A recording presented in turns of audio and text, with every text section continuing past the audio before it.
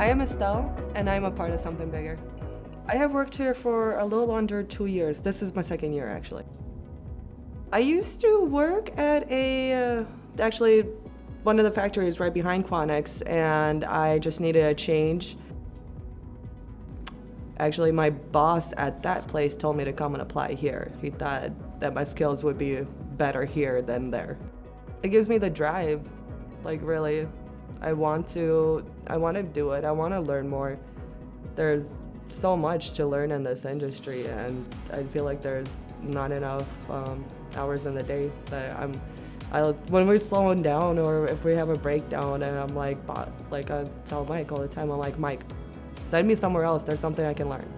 I know there's something I can learn, so put me in a different department. Come find me later. I take pride in my work because at the end of the day, I mean, it's like the company's slogan, you know, you're part of something bigger, and it really is part of something bigger because everything I do, it goes down the line.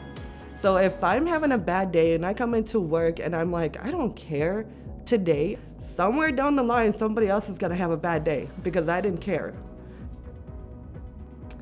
What I do here, it's not just about me, it's about the people that I am working with, and it's about the company, and then it goes beyond that for me.